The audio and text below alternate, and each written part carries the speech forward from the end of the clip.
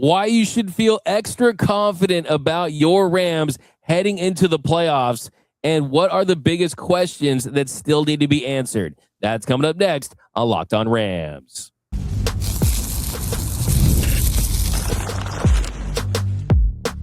You are Locked On Rams, your daily Los Angeles Rams podcast, part of the Locked On Podcast Network, your team every day.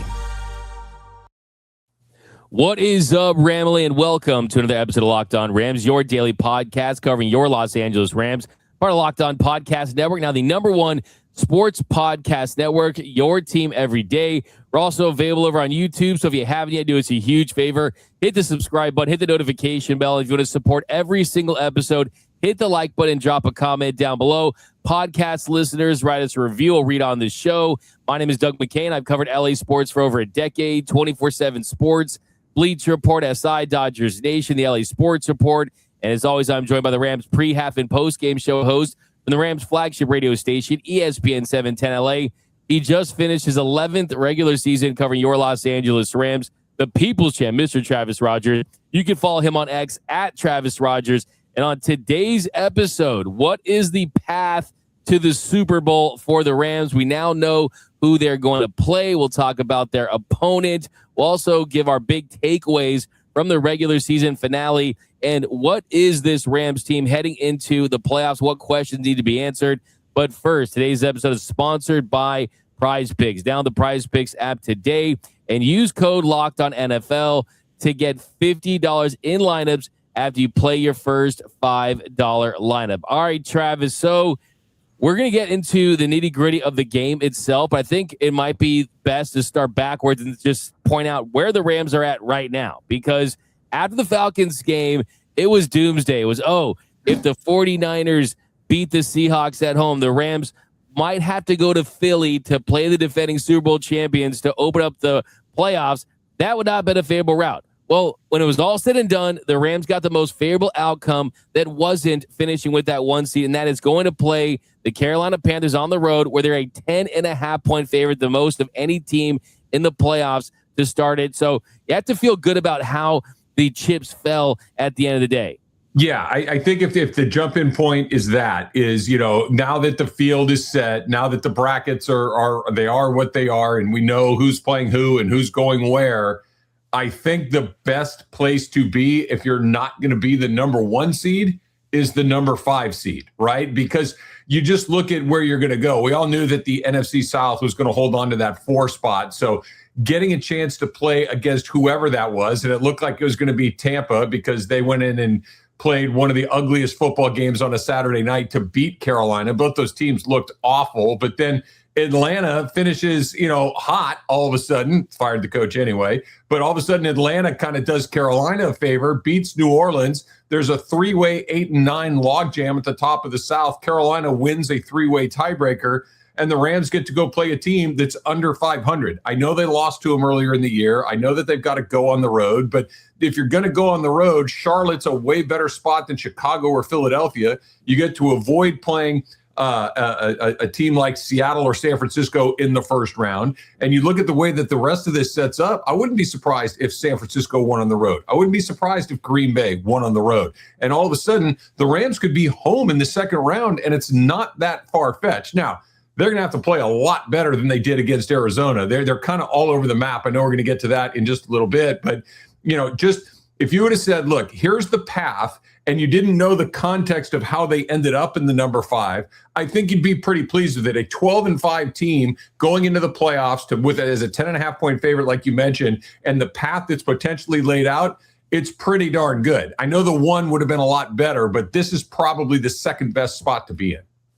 It absolutely is. And this is not kind of sugarcoating after the fact and just accepting that, because they fell out of the 1 seed in the top team in the NFC, that you're just making a light of this. No, I mean, look, obviously you would still trade that and would prefer that over where they're at, because you don't want to have to play an extra game. You'd rather play 2 home games at SoFi. You would have stayed in California for the entire playoff run no matter what.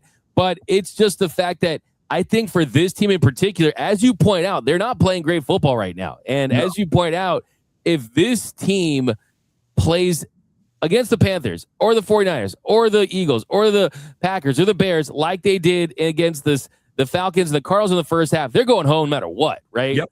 But that's why I think playing a Panthers team could really help this team in the long run, because now you actually get to play in a playoff game with your team hopefully as healthy as it's been in a long time, with the return of Kevin Dotson, of Devontae Adams, and Quentin Lake. It'd be tough to kind of have that bye, and all of a sudden those guys are plugged in against a division round matchup, and there's kind of the rest versus rust factor. So, I mean, the way that things are playing out, you mentioned the path to the playoffs and the path to Super Bowl LX up in San Francisco.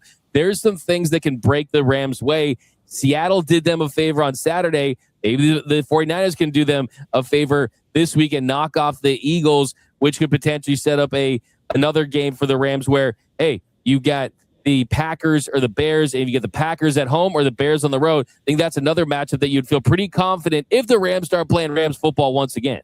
Yeah, I think the last thing you said is the most important thing, that they got to start playing a lot better. They played an absolutely horrible Arizona team. Arizona is not good. Arizona finished the season on a 9-game losing streak and losing 14 of their final 15 games. That is a bad football team, and they were behind in the third quarter. So, we'll put that aside for a second. But, if you just kind of look at it, would you rather go to Carolina in a playoff game or have to host Seattle or have to host San Francisco or have to host Green Bay? I think I'd rather go play in Carolina in that situation and then let the rest of the field kind of pick each other off, or at least a little bit, and then potentially come back for a second round divisional game at SoFi Stadium. But I think the last thing you said is the most important thing. They've got to figure out what's been going on with them in the last month or so, because really, and I know that the Detroit game kind of at least made me feel like, oh, okay, they figured it out. They lost to Carolina. Everything's back, because we thought Detroit was an average football team. They were kind of all over the place. They gave up 34 points to the Detroit Lions. I know they won the game, but they haven't looked like the Rams on both sides of the ball in the same game in a really long time. It's been well over a month since they've really put together a complete game. I'll use a Sean McVay phrase, we want to play complementary football in all three phases of the game. It's been a long time since that's happened. Now, they put it together in the second half, or more to the point in the fourth quarter yesterday. But if they're good and if they are at their best, and like you said, the guys coming back from injury are certainly a huge part of it, they'll go toe-to-toe with anybody, and I would pick them against anybody. But if they play like they've played for the last month, they're going to lose, and probably lose early, right? And I get it. I think something weird would have to happen, 2 interceptions and a fumble, like the last time they were in Carolina, for them to lose to the Panthers again. But Seattle's not going to do that. San Francisco's not going to do that. Philadelphia's not going to do that. I don't think Chicago is going to do something like that. So they need to get their act together going into this game, so they're razor sharp going into the one after that if they get that far. Yeah, and I think there's no doubt about it. The way that you frame it right there is, how did this team respond to when it started to look like, wait a second, like, is this team cooked? Like, they're trailing a Cardinals team that was 3-13, and they were down 20-16 late in the third quarter. This is a Cardinals team that had lost 13 of the last 14 games. And it wasn't just that they were losing. I mean, the offense had back-to-back 3-and-outs in the second half. The defense hadn't even forced a punt yet. They just look stagnant. They look stale. And you're staring down the barrel of having to face the Super Bowl defending champion Eagles and all that, and losing the MVP, maybe potentially if you're Matthew Stafford, and all these things. And they turned it around. I mean, they had tight ends with Tyler Higbee and Colby Parkinson. You end up stretching a lead of 37-20 late in that one. So was the proverbial switch flipped, or was it the team woke up? Did the team get desperate? Was it how they responded? I mean, I think that for this Rams team, that there is some form of, okay, we're going to play down to our competition, but also we're going to play up to our competition too, when it's a game on national TV, under the bright lights, in the playoffs. I mean, we were talking to Michael Brockers, and one thing he was telling me, former Rams player, was in the playoffs, it feels like the lights are just brighter, right? They actually use different light bulbs. It's like you're going to Home Depot, you're like, hey, can I get the NFL playoff light bulbs? Where's that section, right? The lights are brighter, right? So for better or worse, this is a team that does that. And yes, the Carolina Panthers, you could make the case like, oh, so they're going to play down to the Panthers. Well, the difference is, this isn't the Panthers in a early window regular season game. This is the Panthers to open up the NFL playoffs. in the very first game. So I have a lot of confidence in this team. I don't think it's blind faith. It's just kind of knowing that these are stars, man. Stafford's a superstar. Yes. Puka Nacua is a superstar receiver. Jared Verse is a guy. Kobe Turner's a guy. I think and Sean McVay is Sean McVay, right? So I trust the character and the makeup of this team. I know it's a little bit of a blind faith there, but I think these guys do deserve the benefit of the doubt just because we've seen what their ceiling looks like throughout course of the regular season. Their ceiling is higher than any other ceiling. Yeah. But we've also seen them lay an egg against some teams this season that doesn't make a whole lot of sense. I agree with you. I think the playoff stage will really, if not eliminate, drastically reduce the chances of them showing up and looking like they're disinterested and stuck in the mud for a period of time. You look at it, the point spread we've mentioned a couple of times is, that's big for a regular season game, much less a playoff game. That is a very, very large number. The fact that they're batting leadoff on Saturday tells you that the league thinks that's going to be the least that spot. The first game on a Saturday is the spot that they put where they think that's a game that's going to draw the least amount of eyes, the people that's just going to move on from it because it's not going to be a competitive game. That's the game that for years and years and years, the AFC South has had a chokehold on. But now that's not the AFC South game. And the reason it's there, it's not because of the Rams, it's because of Carolina. Carolina's bad. Carolina's not a good team, and yet the Rams have lost to them already. If the Rams had gone into Carolina in that game, and even if they'd won it by 1 point, but look the way that they did. Like, let's say instead of Stafford coughing up that ball on that third down play, and ultimately they kick that field goal, they end up winning that game. This is a joke. They're a lot better than Carolina, but because it went the other way, I think there's a little, and quite frankly, I think it probably works in the Rams' favor that they did lose to Carolina early in the season, so there won't be any sort of relaxing going into that game. So I'm very optimistic on this first game. What happens after that, I think we'll figure out how they look against Carolina. It was a comedy of errors, and that's why they lost that football game originally. I think you and I have something in common when it comes to kind of narratives and the story of teams is now we're in that great spot where either they win, it's like, yes, the Rams are winning, they're back on track, or we get to absolutely explode on this team for blowing it and losing in the first round as a double-digit underdog. So from a storyline standpoint, we love the extremes, and we've kind of entered the extreme territory of what this could become, but coming up next, I've got a stat for you about the matchup that should give you a lot of confidence about the Rams on Saturday. And also, what are the biggest questions and issues with this Rams team heading to the playoffs? That's coming up next on Locked On Rams.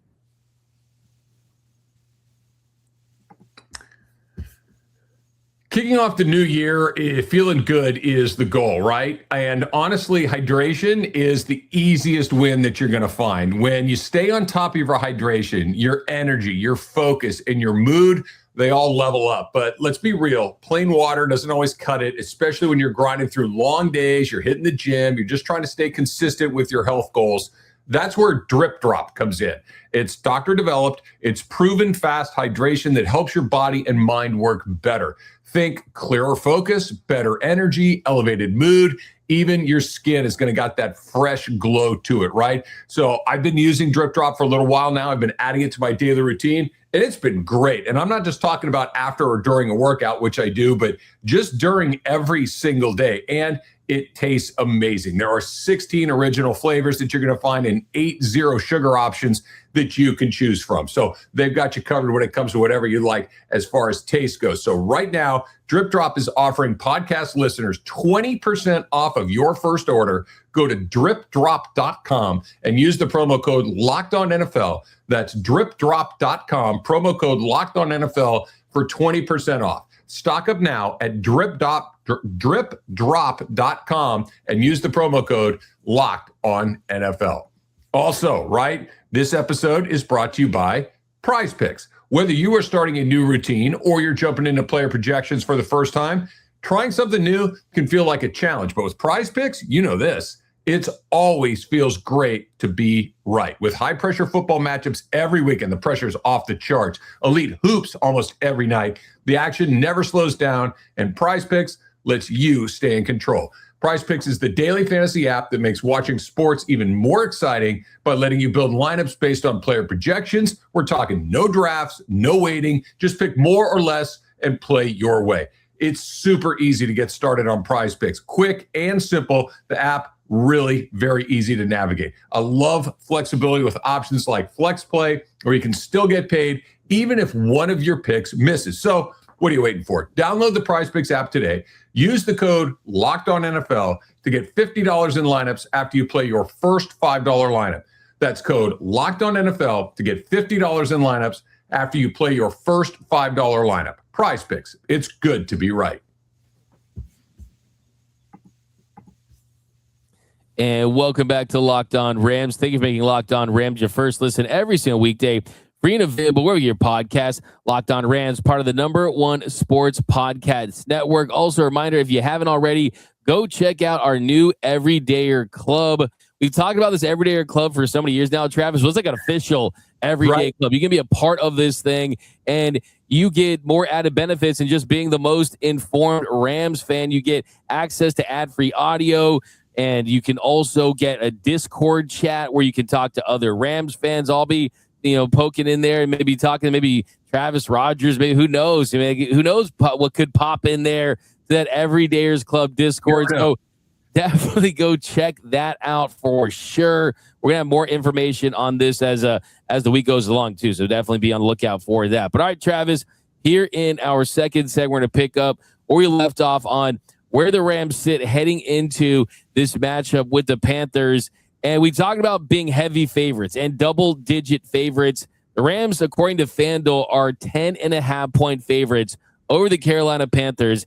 They're only the 14th team in history to be favored by at least 10 points in the wild card round. And history is on the Rams side heading into this matchup.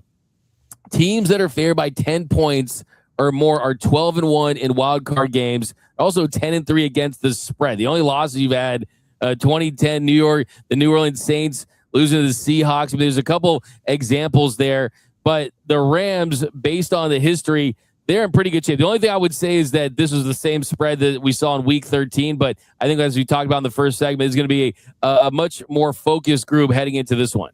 Yeah, I think that's it right there, right? You see a big number like that during the regular season, and it makes you go, okay, our guy's going to be fully invested. Our guy's going to be fully plugged in because you know that your C-level performance will beat a team when you're a multi-score favorite the way that the Rams were and are.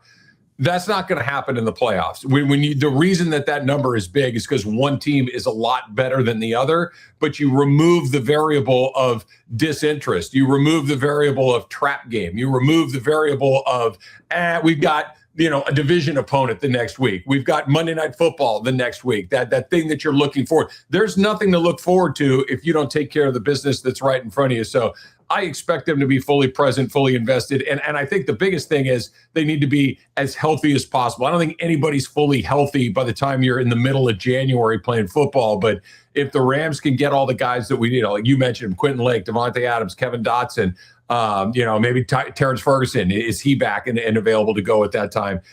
If they have their full complement of weapons, this is a really good matchup for the Rams. I feel like we're kind of setting ourselves up to get, pushed off the cliff, but there's a reason that number's as big as it is. We saw Carolina on Saturday night. We saw Carolina against they had two crazy fourth down conversions in that game. Like we talked about, Stafford threw 2 interceptions. He fumbled on a play that he was a little careless with the ball. It just, a lot of stuff had to go wrong, and the Carolina Panthers still barely squeaked that thing out. Exactly. And it was a close one. I think when you look at where this Rams team is, kind of the big question is how good should they feel about themselves heading into the playoffs? I don't think it was the reset, the dominant performance that they had hoped it would be against the Cardinals, but at least there's this glimmer of an edge and urgency they should have, knowing that, hey, they haven't figured everything out. And we've talked about it for weeks now. What is this team going to look like when Devontae Adams comes back? And you hear a lot of people talking about the Rams' deficiencies in the secondary, which we'll certainly talk about.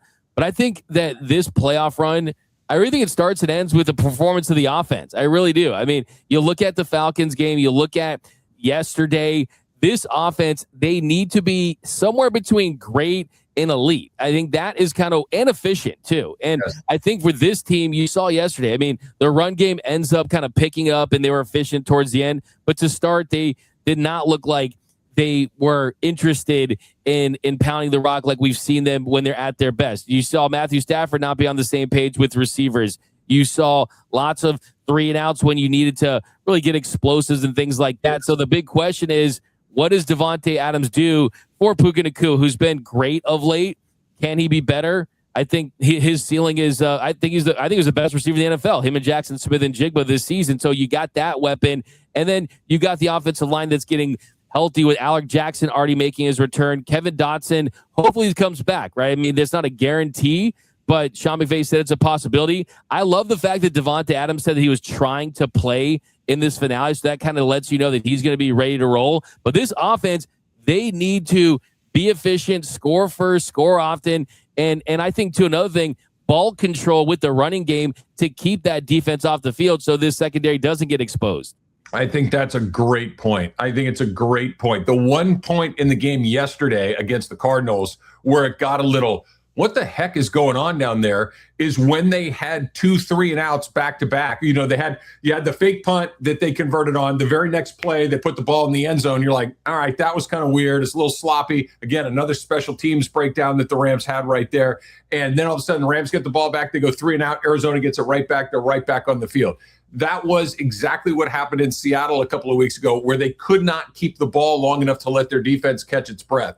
They're going to need to fix that against Carolina. I think that's a very, very big part. Not about scoring, but the Rams scored 30 points in almost every single game they played. It's not a matter of putting points on the board. It's a matter of giving your defense a chance to collect its breath so they can go back out there and make a stand when they need to do it. So I'm with you. I think the offense is the thing that's going to kind of be the motor that drives all of this. And we know Sean McVay, he's always going to be an offensive guy first. The other part that I'll throw in there, and I touched on it briefly, and I'm sure you watched it last night, Doug. I'm sure a lot of our everydayers saw it last night. You watched Pittsburgh and Baltimore last night. What won that game, or more to the point, what lost that game nearly twice in about the span of about, a minute and a half of clock time? Both guys botched easy kicks. I still have no idea whether or not Harrison Mevis can make a kick that matters. He's had one chance to make a kick that matters, and he missed it. Right. I know that they've changed their special teams coach. I know that they've had some personnel guys come in and out. I know that they've changed a little bit of stuff in their special teams game, but they had a special teams failure again yesterday on the fake punt. They've had absolutely no track record of being able to make a kick that matters. None. And I have no idea. We see it comes down so often to you get to make or miss a kick. You're either going to make or not make a play in special teams. And so far, this season, the Rams have been dreadful in special teams. And I thought like we maybe turned a corner when they had that block punt or block field goal, but it's just not there. And playoff games come down to kicking way more often than I would like. And right now, the Rams are not on the right side of that game. Yeah, I think it was a mixed bag for the special teams. And we're definitely zeroing in on that, especially with Ben Kotwika taking over for Chase Blackburn. And by the way, what's up with that picture of Chase Blackburn and Shohei Ohtani? It's like a default picture everyone's using with him. Like, that's got to be the best part of his Rams career. You see, there's that picture when Shohei came to the game. He's wearing the black leather jacket. So anyone that did a story about him had to include that picture. That was the only one available. So, hey, congratulations. You got your picture with Shohei Ohtani. Maybe they're boys. Maybe they hang out. Maybe we don't know. Maybe they're golf. Maybe they got. I don't think Shohei golfs, but I mean, we know that Blackburn is pretty good with on the green. So. Just because Shohei doesn't play golf doesn't mean Shohei's not like a scratch golfer, because the next thing he sucks at will be the first. And there you go. There's your Dodger reference on Locked On Rams. We've satisfied our requirement.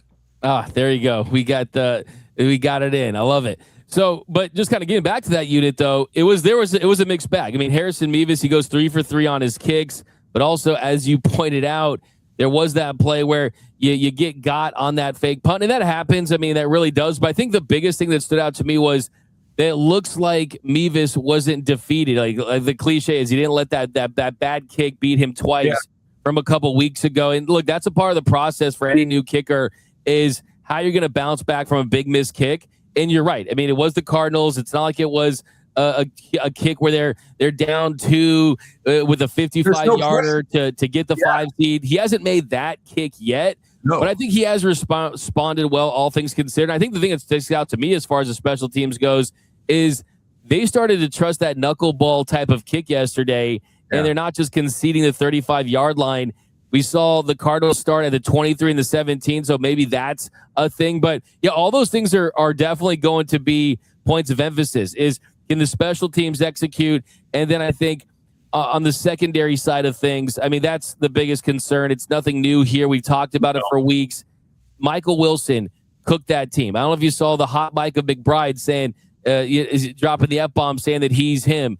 I mean, you mentioned that game yesterday. We also saw the cornerback fall, and the Steelers get a big touchdown late from that. Yep. So, I mean, we know that Emmanuel Forbes has a high variance in his game, but I think if we're being completely honest, Akella Witherspoon, who was inactive for a couple of weeks, hasn't looked interested in tackling. That interception he got was on a bad underthrow that I think doesn't indicate that the coverage has been figured out. And you're getting almost 12 yards per reception yesterday. That is not going to get it done. And the hope is that the return of Quentin Lake makes life easier for the secondary.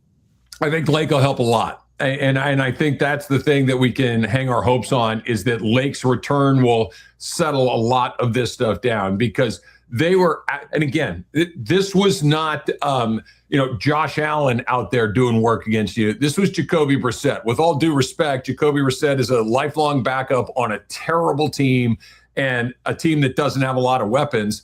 And he was putting it on Emmanuel Forbes. They were putting it on Akella Witherspoon. Like this was not a high-powered offense that was just slicing and dicing you. It just wasn't there at all.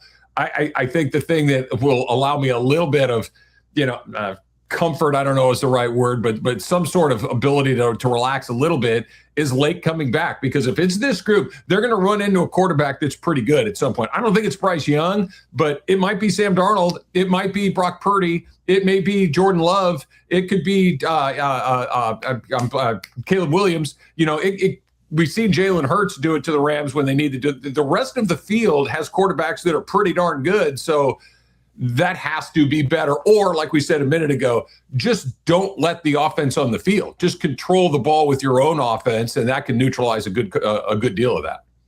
It certainly can. And Darius Williams, I mean, he's had some issues. He's been active the last 2 weeks, and it'll be one of those things, if we're doing the epitaph for the 2025 Los Angeles Rams, if it doesn't work out, they don't get the Super Bowl, did they really correct that issue at the deadline and kind of get a CB1 or a CB2? But, hey, it remains to be seen. But coming up next, we're going to switch gears. We're going to talk more about this game on tomorrow's show. But did Matthew Stafford get the MVP back on Sunday? That's coming up next on Locked On Rams.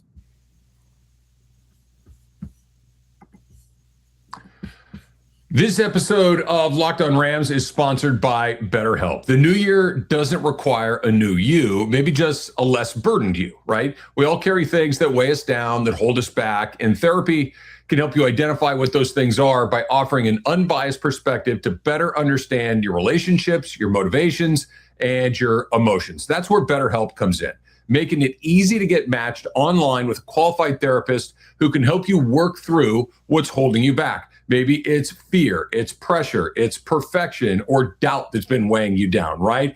All BetterHelp therapists, they're fully licensed in the U.S., and they work according to a strict code of conduct, and they're going to do the matching for you. A short questionnaire identifies your needs and your preferences, and with over 12 years of experience, they typically get it right the very first time. And with over 30,000 therapists and an average rating of 4.9 out of 5 based on over 1.7 million client reviews, BetterHelp has served over 5 million people globally, and it works. BetterHelp makes it easy to get matched online with a qualified therapist. Sign up and get 10% off at BetterHelp.com/lockedon.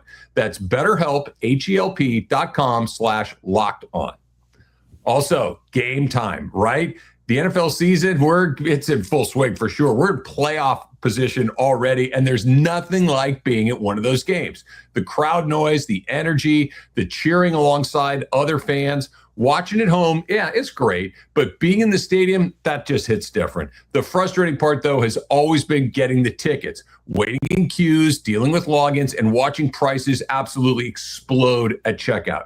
That's why the Gametime app gives the advantage back to fans. It's the hack for unlocking amazing NFL tickets and experiences in just a few taps. You can open up that Gametime app to check out upcoming NFL playoff games, right? Maybe you want to make a roadie to Charlotte, and you can find great ticket options almost instantly. And you've heard me say it before, my favorite feature is being able to know what the price is going to be before you check out. You don't get hit with that wallop at the finish line. So take the guesswork out of buying NFL tickets with Gametime.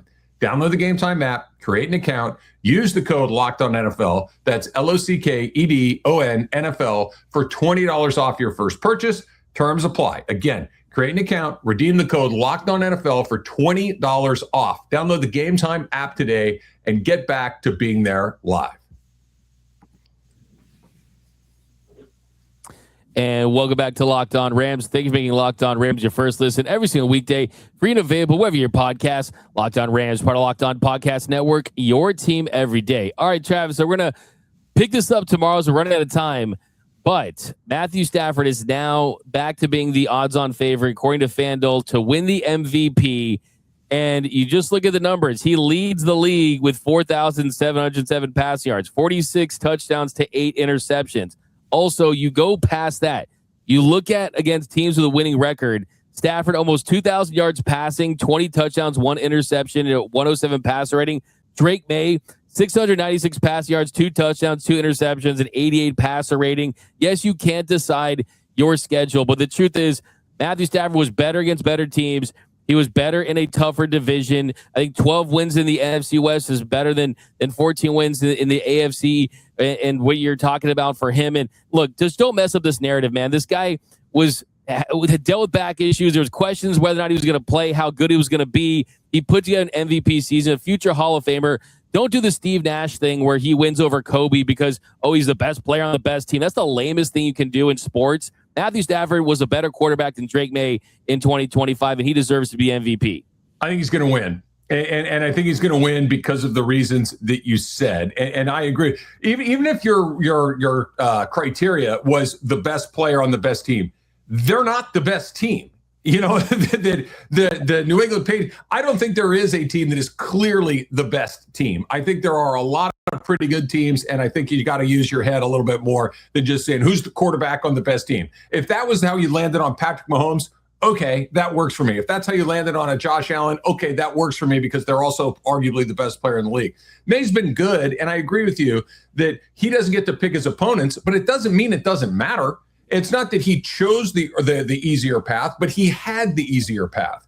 Matthew Stafford had a far more difficult path. He's asked to do far more than May is, and he did it just as well or better, like you talked about. He leads in yards. He leads in touchdowns, the opponents that he's played against. And here's one of the things I've heard knocking around out there that makes me want to pull what remaining hair out of my head that I have. This idea, well, he has Puka Nacua and Devontae Adams. Don't be that dumb.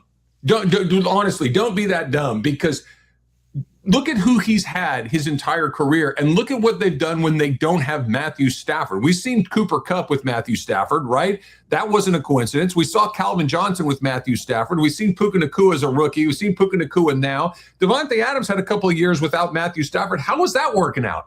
Not great, right? You need to have both pieces of this. And it isn't just Devontae Adams is awesome, but he's way more awesome when he's got Matthew Stafford throwing him the ball. I would love to see what Puka Nacua looks like and plays like if all of a sudden he had a season full of a guy that was a mid-level NFL quarterback. Thankfully for his sake and for Rams' sakes, he's never had to do that. He's had Stafford his entire career. But when you look at the great receiving seasons in NFL history, they're almost all connected to Matthew Stafford. That's not the receiver who gets the common thread. It's the other guy. So I think it's an absolute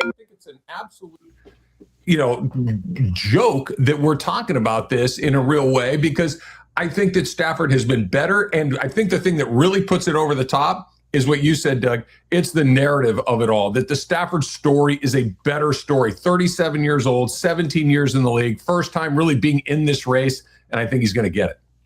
Go off, King. Yeah, I totally agree. I mean, the thing too, I just love the fact that this in some ways kind of makes up for having 0 All-Pro selections. He has 3 Pro Bowls. He's got 0 All-Pros. But I think now he enters that conversation, that territory where you win an MVP, man. I mean, it's extremely significant, especially in a year that's probably going to be the last year he has a chance to win it. The drought is over for Matthew Stafford for all pros, and now hopefully he gets to win that MVP. By the way, speaking of the drought, don't you love the fact that you're off for a couple weeks and it's raining? How much you want to bet it's going to be like sunny and like 75 for the next 2 weeks? You know that's going to happen, right? I think I'm the only, native Angelino that really digs the rain. I like it. And I think it's because I'm a Los Angeles native. It's because it never rains here. So on the occasion that we get a little bit, I kind of lean into it. I'm not looking to move to Seattle or Portland, but if I get a couple of days of rain, I will take it, as long as I don't have to drive a ton in it. But I'm pro rain. You can put. No, I mean, that could be a topic. I know we got to roll, but like the rain thing is weird for me because I actually do like the rain, but then it's like I hate walking my dogs in the rain. Also, too, where I live in Hollywood, I don't know what these windows are made of, but like it could be like a hurricane, like the biggest like El Nino, and you can't hear any rain here. So it's like when it rains, I actually put a YouTube sound of the rain on my phone, so I feel like I'm experiencing the rain at all. But yeah, I agree with you. You know what I mean? Well, you need to send me your window guy because it sounds like the apocalypse when it rains at my house. It sounds like the house is going to fall down on top of itself. I'm telling you, I don't know what it is. The funniest, I don't know, the like 10-inch thick windows, like you can't hear the rain at all, man. It's kind of messed up. But a good thing is the rain, the drought is over. Hopefully, the Rams Super Bowl drought will end of 3 years. Of course, not like the 30 for the 49ers, the 29 for the Cowboys, right? Oh, wait, I heard a funny nickname for the 49ers. Someone called the streets were calling them the Red Cowboys. I kind of like that. Incredible. That's incredible. Like that. I like that a lot. Those uniforms that the Niners broke out on Saturday were atrocious, by the way. They were so bad. They were so ugly. But then, but yeah, that's going to do it, guys. We'll pick us up tomorrow. Jam-packed week of shows. I mean, the playoffs are here. Get excited. If you're new to the show, subscribe, podcast, and on YouTube. Join the Everydayers Club. We'll be back. Wall-to-wall coverage of the Rams path to the Super Bowl. That's going to do it. Follow Travis Rogers at Travis Rogers. And he's back today. DeMarco and Travis on ESPN LA, 3 to 6 in LA, the best afternoon show here in Los Angeles. Also, you can follow me on X and Instagram at DMAC_LA. And until next time, whose house? It's Locked On Rams House.